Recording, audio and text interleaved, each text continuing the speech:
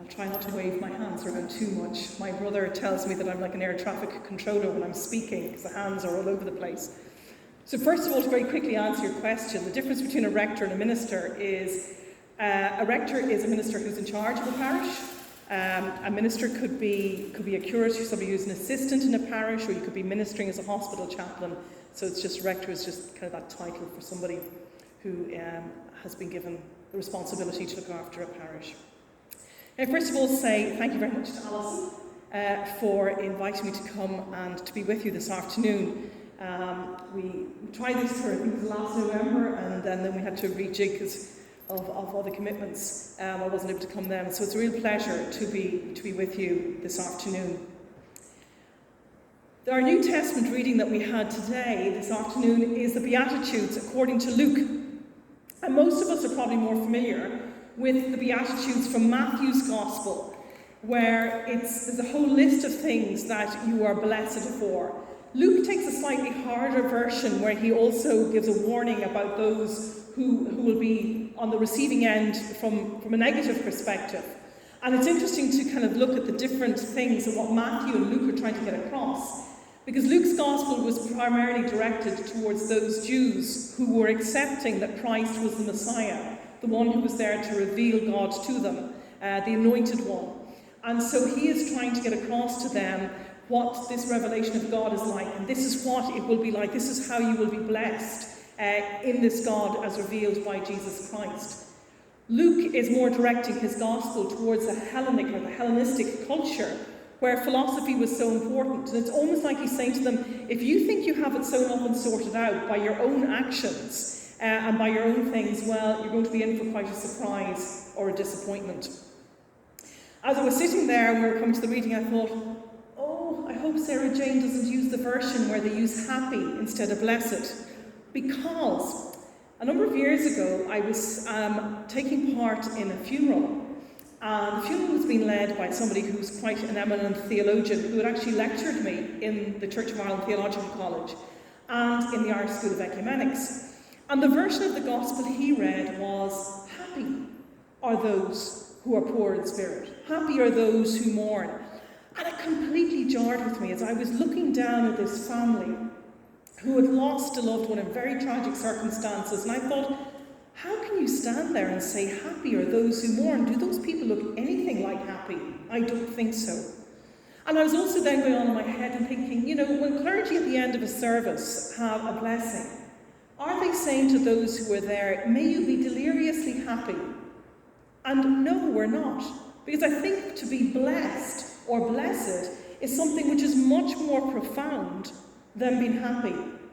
And so when we share a blessing or we ask that we are blessed, we're asking that we would know God's presence in a particular way and that we would know something, in as much as we can, of the depth of that presence.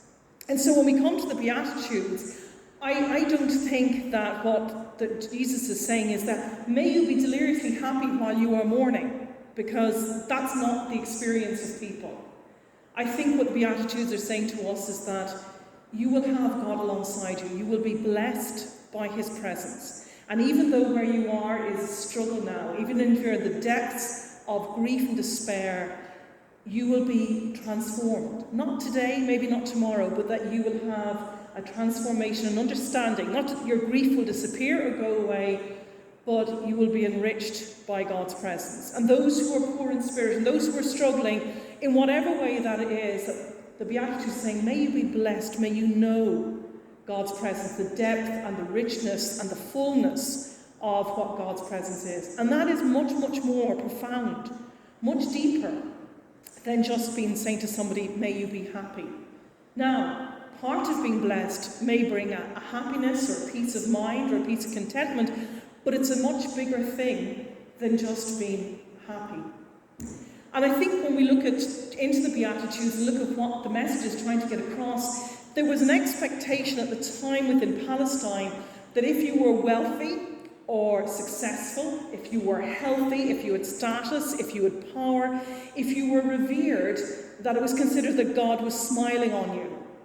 And if you were going through tough times, and if you felt excluded, if you felt marginalised, and we think of how lepers, for example, were treated, and how people were considered to be unclean because of medical issues, or just because of their humanity, or whatever it was going on in their lives, and they were considered to be unclean and alienated, that they had fallen out with God, and they were out of favour with God.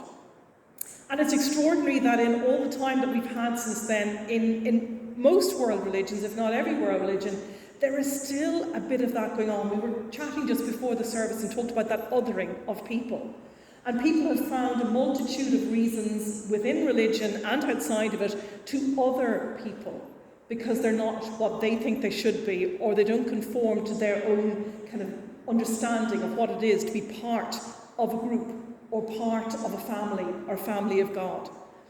And I think in the Beatitudes we see a breaking open of that and saying, look, the people who have been excluded and alienated, God's presence is with you when you feel maybe that at least, and when others think that God should not be really connected or involved with you because you don't conform to our way of thinking or our understanding, actually when you are being marginalised and people think that you are outside of the presence of God, or outside of God's fold or God's loving embrace, actually you are blessed because God is concerned, intimately concerned with you and where you are at this time, whatever it might be that you are hurting or struggling with.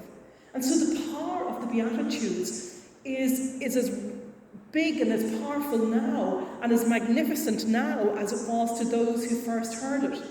And I suppose we're so familiar with it that we almost become complacent about it and don't realise just what a shock it was to those who were listening to this for the first time, thinking that this guy had just completely got it wrong. It was throwing upside down everything that they expected and thought about God.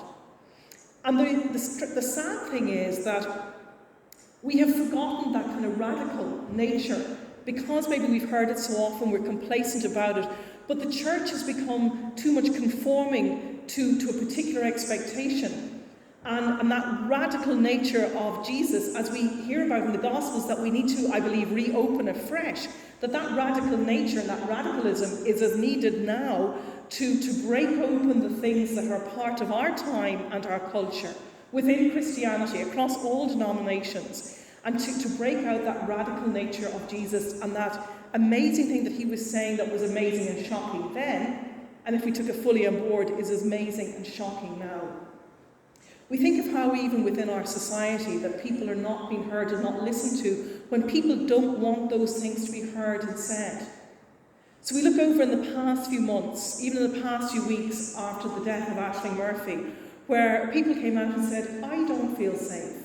This is how I go about my life as a woman because I don't feel safe.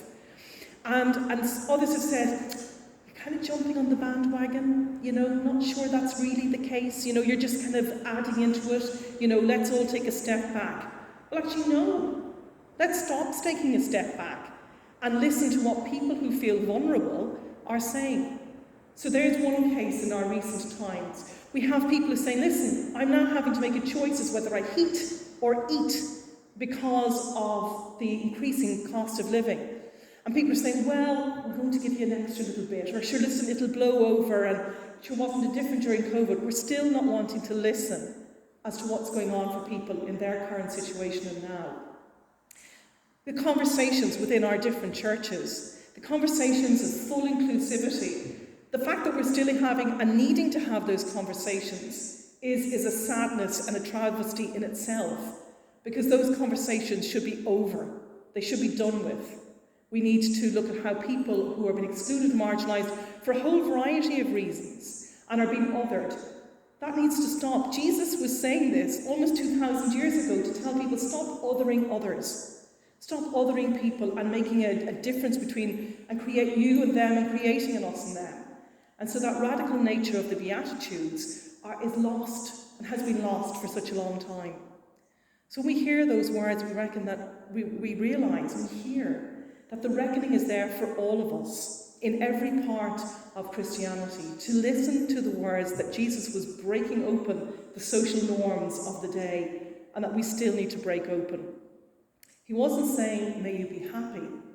He's saying that when you feel marginalised, when others are not listening to you, when you feel poor in spirit, when you are in the doldrums of grief, or whatever difficulty is going on for you, that God is alongside you. And therefore you are blessed.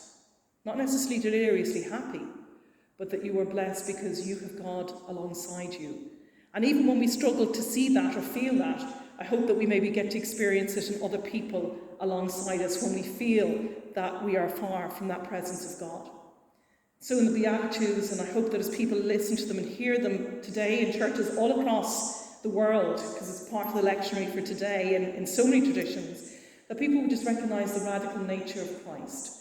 That what he was doing was asking that those who would be the people excluded, those who are the people who are struggling, that others would hear that they are truly part of God's family and that they will be blessed by God's presence alongside them.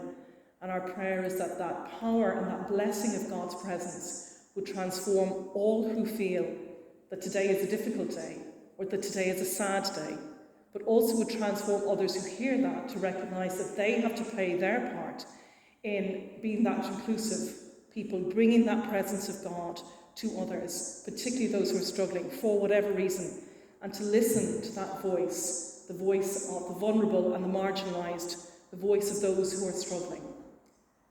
God is intimately concerned with each one of us. I always think it's amazing that when Jesus taught us to pray, he didn't teach us to pray to a remote, distant God, but to a God who is so concerned about us in our lives that we should call him our Father. I think that's so powerful, that he is intimately concerned, his presence alongside us, in others around us, but in each one of us, to transform us, and that we may be blessed by his presence. So may those who hear his words be blessed, even more than happy, but that they will be blessed and transformed by the power and the presence of God.